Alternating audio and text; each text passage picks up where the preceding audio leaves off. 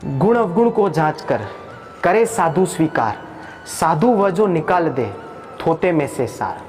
नमस्कार, जय जिनेन्द्र। भगवान जिनेन्द्र देव के चरणों में प्रणाम करता हूँ। आचार्य वैराग्यनंदी जी गुरुदेव के चरणों में नमोस्तु करता हूँ। मैं प्रासुक जैन, एक बार फिर से स्वागत है आप सभी का मेरे चैनल द इंटरव्यू जंक्शन। परिचय से पहले जो पंक्तियाँ मैंने आपके सामने कही, वह पंक्तियाँ उन्हीं साधु को चरितार्थ करती हैं जिनसे आज हम आशीर्वाद लेने जा रहे हैं। और मैं आपको बता दूं, वे व्यक्ति जितने महत्वपूर्ण हैं उतना ही महत्वपूर्ण है उनका सफ़र। यूँ कहे तो सफ़र शिक्षक से जिला शिक्षा अधिकारी बनने का, सफ़र जिला शिक्षा अधिकारी से प्रतिमाधारी बनने का, सफ़र प्रतिमाधारी से साधु बनने का, सफ़र साधारण से संत बनने का, सफ़र अपनी आत्मा का मिलन उस परमात्मा से कराने का, सफ़र सिद्ध शिला तक पहुंचने का। और ये एक ऐसे साधु हैं जिन्होंने 79 साल की उम्र में सुल्लक दीक्षा और 81 साल की उम्र में मुनि दीक्षा लेकर यह मिसाल कायम की कि धर्म करने की कोई उम्र नहीं होती। वो कहते हैं ना कि इत्र से कपड़े महकाना तो आम बात है, खुशबू जब किरदार से आए तो बड़ी बात है। जिसके किरदार से, जिसके चरित्र से धर्म की खुशबू आती हो, वो व्यक्ति जिंदगी में कभी हताश नहीं हो सकता, अपने जीवन में कभी हताश नहीं हो सकता। तो आइए आशीर्वाद लेते हैं गृहस्थ जीवन में ऋषभदेव के पूर्व जिला शिक्षा अधिकारी आदरणीय सूरजमल जी पंचोली और वर्तमान में मुनि संवेगनंदी जी गुरुदेव, जो अभी आचार्य वैराग्यनंदी जी गुरुदेव के साथ सत्संग ऋषभदेव में विराजमान है। तो आइए प्रेरणा रूपी आशीर्वाद लेते हैं मुनि संवेगनंदी जी गुरुदेव से। नमस्ते, बहुत बहुत स्वागत है आपका। गुरुदेव, एक कहावत है कि पूत के लक्षण पालने में ही दिख जाते हैं। तो जब मैंने आपके बारे में पढ़ा था, जो मैंने आपकी किताब पढ़ी, तो उसमें मुझे ये ज्ञात हुआ कि आप बचपन से ही एक संघर्षशील और धार्मिक व्यक्ति थे। तो कोई एक ऐसी घटना जो आपके संघर्ष में धर्म को दर्शाती हो, जिससे लोगों को प्रेरणा मिले। देखिए, मेरे माता पिता धार्मिक प्रवृत्ति के थे। बचपन में ही जो माता पिता से संस्कार मिलते हैं वे जीवन भर तक बने रहे। मेरे पिताजी देव वंदना हेतु 3 बार मंदिर जाते थे, सुबह दोपहर और शाम। पुराण भी पढ़ते थे। उसमें एक वाक्य आज भी मुझे याद है कि कृष्ण के मृत शरीर को लेकर के बलभद्र 6 महीने तक घूमते हैं। कितने रागी हो, उनका राग कितना होगा ये आप समझ सकते हैं। आचार्य शांति सागर महाराज छाणी वाले ने एक पाठशाला अपने यहाँ स्थापित की थी। हमने वहाँ शिक्षा 4वीं तक ली, धार्मिक शिक्षा। छेडाला का भी अध्ययन किया। हमारे पिताजी नहीं चाहते थे कि हम इस पाठशाला को छोड़कर सरकारी विद्यालय में जाएं, लेकिन हमारे दूसरे साथी सरकारी स्कूल में भर्ती हो रहे थे। तो मैं और मेरे बड़े भाई साहब बिना पिताजी को पूछे चुपचाप सरकारी स्कूल में भर्ती हो। तब से धार्मिक शिक्षा से हम दूर हो गए। एक बात और है कि 11 साल की उम्र में अनंत चतुर्दशी व्रत होता है, 14 साल का। माँ और पिता की सहमति से उस व्रत को हमने 14 साल तक किया। सन 51 में लिया और सन 65 तक 14 साल तक पूरा किया। नौकरी हो गई, अब कैसे उसको करें, तो 3-4 दिन की छुट्टी लेकर के और घर आता था। सन 65 में विद्या भवन में बीएड कर रहा था। वहाँ पर छुट्टी नहीं मिली तो जुगाड़ बिठा करके उदयपुर में ही इसको पूरा किया। जहाँ तक आपके युवाओं के संदेश देने का प्रश्न है, मेरा ये कहना है युवाओं से कि पेट भरनी विद्या तो आवश्यक है, बिना उसके जीवन नहीं चल सकता है।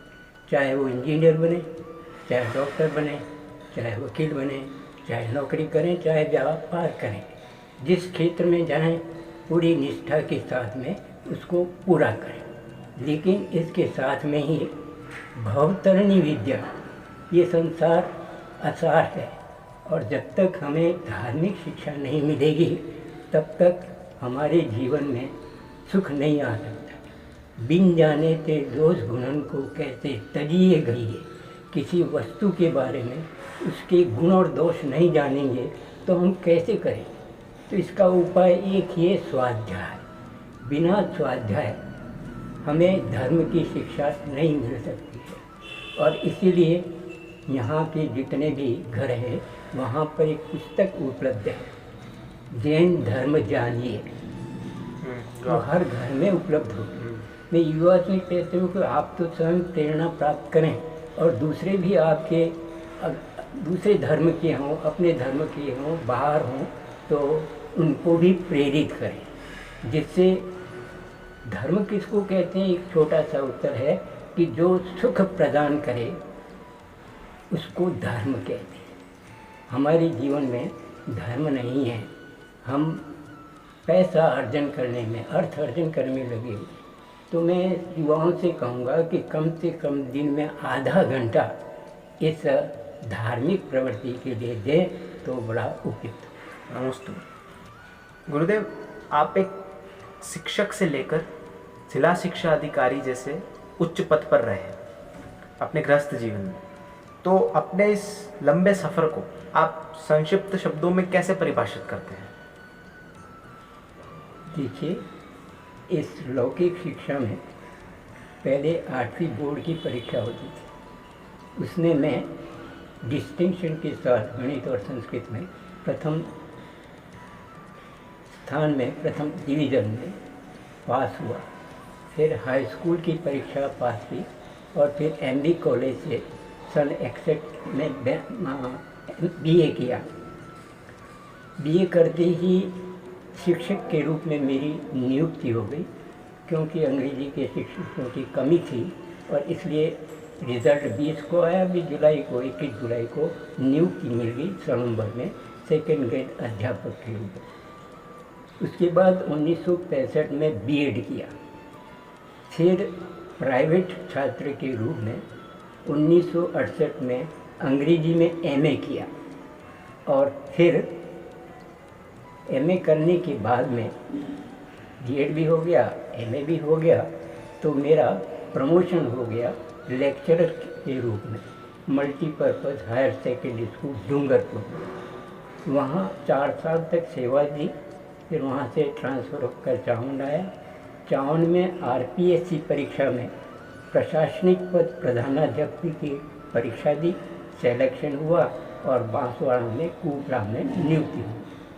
वहाँ से ट्रांसफ़र होकर के मैं वास गया और वास से फिर मैं पदोन्नति होकर के झाड़ोल में हायर सेकेंडरी का हेडमास्टर बना। वहाँ से मैं चावंड आया और चावंड में प्रिंसिपल का पद मुझे मिला और वहाँ से ट्रांसफ़र होकर के चित्तौड़ में 37 में मेरी नियुक्ति हुई।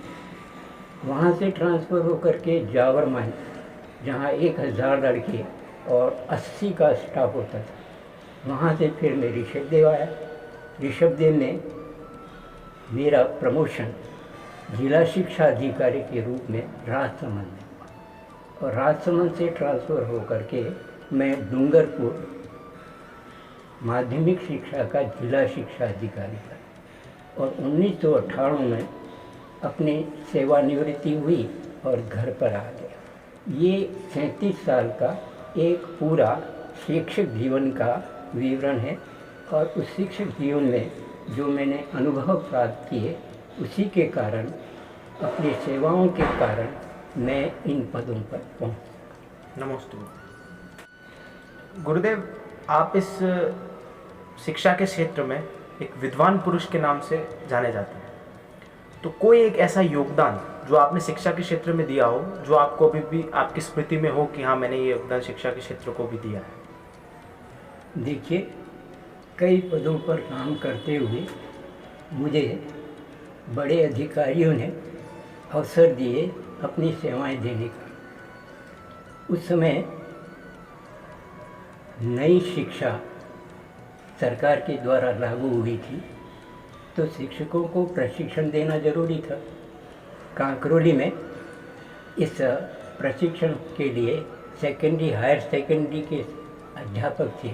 वहाँ मैं उनको प्रशिक्षण देने के लिए दूसरे साथियों के साथ रहा। ऐसा ही प्रशिक्षण सलूम्बर में हुआ, वहाँ पर भी अपना योगदान दिया। इसके अलावा मैं अंग्रेजी का शिक्षक था, तो 11वीं और 9वीं की परीक्षा होती थी तो जिला लेवल पर होती थी। हर समय मुझे आमंत्रित किया जाता था पेपर सेट करने के लिए। 2-2 पेपर सेट होते थे, कहीं एक लीक नहीं हो जाए तो दूसरा तुरंत काम में आ जाए। उस कार्य में भी मैंने अपना योग दिया। झाड़ोल फलाइसिया में अंग्रेजी शिक्षकों का प्रशिक्षण लगा, वहाँ पर मुझे संयोजक बनाया गया और उस दायित्व को मैंने अच्छी तरह निभाया। इसके अलावा भी बोर्ड की परीक्षाएं होती थी तो मुझे ऑब्जर्वर के रूप में नियुक्त किया जाता था और उन परीक्षाओं को अच्छी तरह से आयोजन करने में मेरा पूर्ण योगदान रहता। जिला शिक्षा अधिकारी के रूप में स्काउटिंग से, जैसे मैं बचपन में स्काउटिंग में था बालक के रूप में, लेकिन जिला शिक्षा अधिकारी में सहायक कमिश्नर का पद मिला, तो उससे मुझे कई जगह जाने का अवसर मिला। स्काउटिंग एक बड़ी अच्छी संस्था है, सेवा करने वाली संस्था है। स्काउटिंग का मतलब है समाज सेवा सबके लिए, चाहे भूकंप हो चाहे बाढ़ हो। और उनकी ईमानदारी पर इतना विश्वास होता था कि कहीं से चेकिंग से निकलना होता था तो वो अधिकारी कहते ये स्काउटिंग है, जाने। उनकी ईमानदारी पर इतना विश्वास। मैं भी एक स्काउट रहा हुआ हूँ। तो इस तरह से सभी क्षेत्रों में फिर जो हमारे अधिकारी थे वो मेरी बड़ी प्रशंसा करते थे और हमारे प्रमोशन के लिए CR लिखी जाती, कॉन्फिडेंशियल रिपोर्ट, वो किसी की नहीं होती। तो मुझे लगता है कि उन्होंने हमेशा बेस्ट लिखा होगा, तभी तो जाकर के इतने सारे प्रमोशन हुए और जिला शिक्षा अधिकारी पद पर मैं पहुँच गया। नमस्ते। आचार्य वैराग्यानंद जी गुरुदेव के जीवन का आपके जीवन पर क्या प्रभाव रहा? पहली बार आचार्य वैराग्यानंद जी का दर्शन कांच के मंदिर में हुआ था। इसके पहले मेरा इनसे कोई परिचय नहीं था। आचार्य जी का प्रवास महावीर नगर में 2 माह तक रहा। उस दौरान मैं उनके स्वाध्याय में निरंतर जाता था। एक बार उन्होंने जो स्वाध्याय आते थे उनसे पूछ लिया था भाई सबसे बड़ी उम्र किसकी है, तो मैं ही था 77 साल वाला। जब मैं एक दिन स्वाध्याय के बाद में सब निकल गए थे और महाराज ने कहा दादाजी सोते सोते मरोगे या रोते रोते? मैंने कहा आचार्य जी मैं आपसे अलग से समय चाहता हूँ, ठीक है 4 बजे आ जाए। मैं गया, फिर मैंने उनसे कहा महाराज आप मेरे बारे में मैं आपको बताना चाहता हूँ, आप आश्चर्य गुण के धारक हैं, अपनी बात किसी को आउट नहीं करते। घर वाले तैयार नहीं थे कि मैं इस क्षेत्र में जाऊँ। मैंने उनके सामने कहा कि मैं 7 प्रतिमा एक साथ लेना चाहता हूँ, मेरे कोई पहले का प्रतिमा नहीं है। और 7 प्रतिमाओं का मैंने प्रेजेंटेशन दिया, एक एक प्रतिमा। आपने स्वीकृति दी, ले लो। ठीक है, लेकिन मैं ये चाहता हूँ कि 8-9-40 का मेरा जन्म दिवस है, तो मैं चाहता हूँ उस दिन लो। ठीक है सलूम्बर आ जाए। मैं सलूम्बर आऊँगा तो घर वाले आने नहीं देंगे। परीक्षण का पर क्यों जा रहे, कैसे जा रहे? कहा उज्जैन सागर जी का उपाध्याय उज्जैन सागर जी, मैं चाहता हूँ उनसे ले लो, आपकी आज्ञा हो तो। गुरु तो आप मेरे ही हैं। तो उनका ठीक है उनसे ले लें। उस रोज मैं 4 मंदिरों में, पहले ऋषभदेव मंदिर गया, कोई नहीं था, अंदर गर्भगृह में बैठा, भगवान से आपस में वार्तालाप हुई, स्वीकृति ले ली उनसे। बड़ा प्रसन्न चेहरा था उनका वहाँ पर, यहाँ से आज्ञा मिल गई। फिर कांच के मंदिर में गया, वहाँ प्रचार किया, महावीर मंदिर में फिर किया, फिर यहाँ गुरुकुल में आया। फिर महाराज ने कहा, वहाँ बैठे हुए थे बहुत सारे, जब बाहर जाओ बाहर जाओ। फिर मुझे 7वीं प्रतिमा दे करके एक किताब दी और कहा आज से आप ब्रह्मचारी हो गए। इसके बाद में मैं सलूम्बर गया, बड़ी सभा हो रही थी, आचार्य जी ने मुझे मंच पर बुलाया और वहाँ पुनः मेरी 7 प्रतिमा का संस्कार कर दिया। 2 तरह से मिल गया मेरे। फिर आप श्रवण बेलगोला के लिए रवाना हो गए, तो वहाँ मैंने आपको एक पत्र लिखा कि मैं आपसे ही समाधि करवाना चाहता हूँ, आप मेरी निर्यापचार्य बने। ठीक है, करा देंगे। फिर मैंने सोचा जब संघ में जा ही रहा हूँ इसके लिए क्यों न शुल्क दीक्षा ले। तो 15 अगस्त रक्षाबंधन के दिन उदयपुर में मेरी शुल्क दीक्षा हुई। फिर मैं निवेदन करता रहा कि मुझे मुनि दीक्षा भी दीजिए। तो 25 अप्रैल 2021 को महावीर जयंती के अवसर पर आपने मुझे मुनि दीक्षा दी। मैं आपका उपकार कैसे चुकाऊंगा ये मुझे नहीं मालूम, लेकिन कब चुकाऊंगा, कैसे चुकाऊंगा ये भी मुझे नहीं मालूम। लेकिन मैंने अपने आप को आचार्य श्री के सामने समर्पण कर दिया है और कृतज्ञता तो मैं कृतज्ञता का प्रदर्शन या उनके प्रति कृतज्ञता व्यक्त कर सकता हूँ। कृतज्ञता एक ऐसा गुण है जो सब गुणों से सर्वश्रेष्ठ, और कृतज्ञता ऐसा पाप है जो सबसे बड़ा पाप। तो मैं आचार्य जी के बारे में क्या बताऊं, ये तो सरस्वती के योग्य पुत्र है, संतान है। सारे विषयों का, धार्मिक ग्रंथों का आपको अध्ययन है और आपके पास में ऐसा कोई समस्या नहीं होती, कोई शंका समाधान होता है तो तत्काल उसका समाधान मिल जाता है। मैं आचार्य साहब के बारे में क्या कहूँ, ये वात्सल्य के धनी हैं। संघ के सभी सदस्य, आपके शिष्य सारे आपके प्रति नतमस्तक हैं और आपको ही अपना पिता कहो, भगवान कहो, सब उन्हीं को मानते हैं।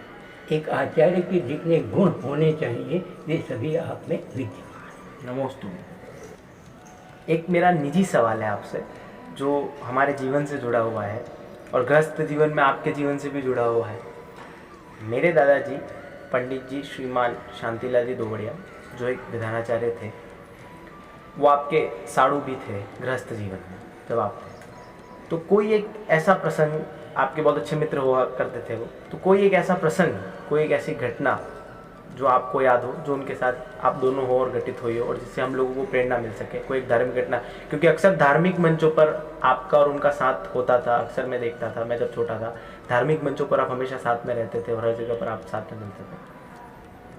1970 की एक घटना मुझे याद आती है। नैनवा जो बूंदी जिले में है, वहाँ पर क्षुल्लक शीतल प्रसाद जी ने एक शिविर, धार्मिक शिविर का आयोजन किया। पंडित मोतीलाल जी मार्तन को उनका संयोजक बनाया और उनको निर्देश दिया था कि जैन शिक्षक जितने हैं उनको लेकर के आप नैनवा।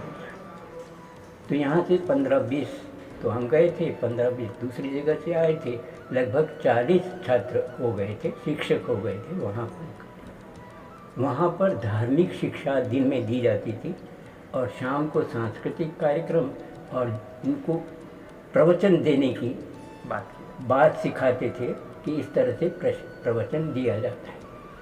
आपके पिताजी और मेरे साहू जी 20 हम साथ में थे वहाँ शिविर में।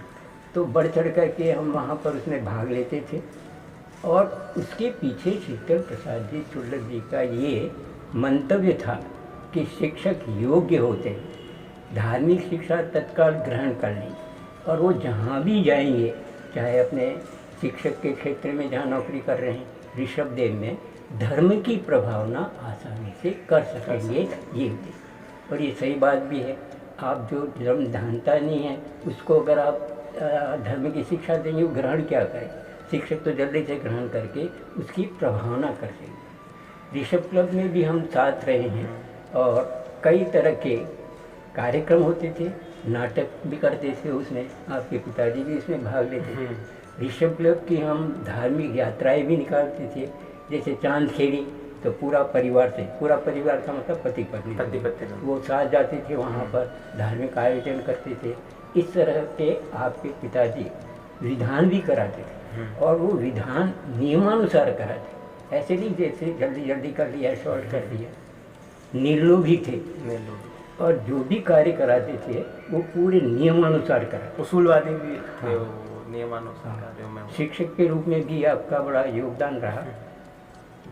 नमस्ते गुरुदेव, आपके जीवन में कौन सा ऐसा मोड़ आया जिससे आपने इस वैराग्य के मार्ग को चुना? क्योंकि अक्सर हम देखते हैं कि एक सफल आदमी के जीवन में कोई ना कोई एक ऐसी स्थिति आती है जिससे वो सफलता के मार्ग को चुनता है और सफलता के शिखर तक पहुंचता है। तो आप इस सफलता के शिखर तक पहुंचे हैं, तो कौन सा ऐसा एक मोड़ था जिसके कारण आप इस सफलता के शिखर तक पहुंचे? 1998 में मैं रिटायर्ड होकर के ऋषभदेव आया। यहाँ धागा मिल है, वहाँ के एमडी थे महेश्वरी जी। उन्होंने मुझे आमंत्रित किया कि आप यहाँ जो विवेकानंद स्कूल चल रहा है वहाँ पर प्रिंसिपल का पद धारण करें। मैंने कहा महेश्वरी जी परिचित थे हमारे कि मुझे इसमें रुचि नहीं है, मैं नहीं बनना चाहता हूँ। मैंने कहा आप विजिटिंग प्रिंसिपल बन जाइए, जब आपकी मर्जी है। तब नौकरी होती है, मैं नहीं आना। खैरवाड़ा में बीएड कॉलेज का वहाँ की जो जिला शिक्षा अधिकारी थी वो उसको चलाना चाहती। कहा जैन साहब आपको बीएड का प्रिंसिपल बनना। मैं कहा मैडम मैं नहीं बनना चाहता। मैं समझता हूँ कि वो एक बहुत अच्छा निर्णय था, नहीं तो नौकरी में फंस जाता तो मैं इस धार्मिक क्षेत्र में नहीं आ पाता। 1998 में हमारे यहाँ महावीर विद्यालय में महावीर जो मंदिर है कोई नहीं था यहाँ, तो बड़े मंदिर जाता, सीढ़ी पर बैठता था, वहाँ पर गजट आते थे और भी जो पत्रिकाएं आती उनको पढ़ता। और 99 में महावीर चैत्यालय का 3 दिन का कार्यक्रम हुआ और महावीर भगवान की स्थापना हो गई। तब से मैं वहाँ पर पूजा पाठ करता रहा और वहाँ पर स्वाध्याय के लिए उसी में 11,000 का योगदान दिया था। वो दिया था केवल धार्मिक शिक्षा के लिए। 3 अलमारियाँ बनी, 5,000 की किताबें आ गई, 6,000 की, फिर 5,000 का और योगदान दिया। काफ़ी पुस्तकें धार्मिक ग्रंथ वहाँ इकट्ठे होंगे। आज भी बड़ा सरस्वती भंडार की तरह वहाँ पर है। 2009 में हम घूमने जाते थे और दर्शन करके जाते थे, तो कुछ महिलाओं ने आग्रह किया कि आप हमें स्वाध्याय कराएं। 10 साल तक स्वाध्याय कराया, उससे मुझे बड़ा लाभ हुआ। कई ग्रंथों का अध्ययन किया मैंने और उसको पढ़ाने के लिए पहले पढ़ना भी पड़ता था, समझाया जाता था। साथ ही ये जो धार्मिक पुस्तक की बात कही थी, जैन धर्म जाने 5 वर्ष एक योजना चला। मैं स्वयं प्रश्नों का निर्माण करता था और उसमें ऑब्जेक्टिव टाइप और रिक्त स्थानों की पूर्ति कीजिए, 2-3 लाइन में उत्तर दीजिए। 5 साल तक उसको अच्छी तरह से चलाया। पेपर सेट करके 1 महीने पहले सबको बांट। तो जिनको भाग लेना था वे दौड़ धूप करके कहीं किताबें ढूंढ करके लाते थे, कहीं आरिका माते होते उनको पूछते थे, मुनि महाराज से पूछते थे। और महावीर जयंती के दिन उनको पंचोली ब्रदर ट्रस्ट की ओर से इनाम दिया जाता था। सारी व्यवस्था पंचोली ब्रदर ट्रस्ट करता था इसकी। और ये 5 साल तक एक जागृति के रूप में धर्म के प्रति उनकी रुझान हो, ये यहाँ के लोगों को बड़ा लाभ मिला। मुझे तो स्वाध्याय में लाभ मिला ही। उसका परिणाम है कि मैं आज ये धार्मिक शब्द, मैं इसको एक टर्निंग पॉइंट मानता। जीवन का एक मोड़ जो होता है, अगर मैंने नौकरी कर ली होती तो शायद मैं इस क्षेत्र में नहीं आ सकता। नमस्ते गुरुदेव, एक आखिरी और इसको थोड़ा अहम सवाल मैं मानता हूँ, क्योंकि हमारे समाज में और कहीं पर मैं देखता हूँ कि कई लोग ऐसे हैं जो वृद्धावस्था में हैं, जो हताश हो चुके हैं अपने वृद्धावस्था से, अपने जीवन से। तो आप उन्हें क्या संदेश देना चाहेंगे, पर्टिकुलरली उस वर्ग के लोगों को? क्योंकि अक्सर मैं मेरे साक्षात्कार में जो इंटरव्यू होता है उनसे कहता हूँ कि आप लोगों को क्या संदेश देना चाहेंगे, लेकिन आपसे मैं उन वृद्धावस्था के पर्टिकुलर उन लोगों को संदेश दिलाना चाहता हूँ जिससे वो अपने धर्म को निरंतर अपने जीवन में करते रहें। क्योंकि आप खुद भी एक इस वृद्धावस्था से ही गुजर रहे हैं और इतना बड़ा त्याग, तप और संयम की एक मिसाल आपने कायम की है। तो उन्हें क्या संदेश देना चाहेंगे कि वो गृहस्थ जीवन में रहकर अपने धर्म का पालन करें? देखिए, हम निगोद से निकल कर के आए, और निगोद में निरंतर पर्याय बदलते बदलते मनुष्य पर्याय प्राप्त होना ही दुर्लभ है। जब मनुष्य पर्याय मिल गई तो हम पेट भरनी विद्या में लगे रहे और धार्मिक शिक्षा की ओर ध्यान नहीं दिया, और वृद्धावस्था आ गई। अब हम वृद्धावस्था में क्या करें? तो उनके लिए मेरा यही संदेश है कि पहले तो इस संसार सोचो कि ये संसार कैसा है, तुमको कैसा लगा है संसार। इस जो संसार है दुखदायी है, असार है, कोई सार नहीं है इस संसार में। तो फिर क्या प्राप्त करना है? ये भी सोचो कि मैं कौन हूँ, कहाँ से आया हूँ, कहाँ जाऊँगा, मेरा स्वरूप क्या है, मेरा लक्ष्य क्या है, उस लक्ष्य की प्राप्ति के लिए मुझे क्या करना है, इस पर सोचना पड़ेगा। अब जब वृद्धावस्था आ गई तो अब क्या करें? तो मेरा उनके संदेश है कि अपने सारे उत्तरदायित्व अपने परिवार को सौंप दें। और अब आपके पास कोई काम नहीं, तो आपके पास काम यही है कि आप मंदिर जाएं, पूजा पाठ करें। गृहस्थ के जीवन में जो कर रहे हैं उसमें कोई दखल नहीं, सारी संपत्ति उनको सौंप दें कि मेरा किसी से कुछ लेना देना नहीं है, मुझे तो 2 टाइम रोटी जो मेरी आवश्यकता है उसे पूरी कर दें और मैं अपने कार्य में रत रहूँगा। बुढ़ापे में जो अवस्था है उसमें संन्यास लेने में या कोई भी नियम धारण करने में कोई दिक्कत नहीं। जब से जगे तब से सवेरा, जब जागो तभी सही। All is well that ends well. अंत भला तो सब भला। सुबह का भूला अगर घर आ जाता है तो भूला नहीं कहलाता।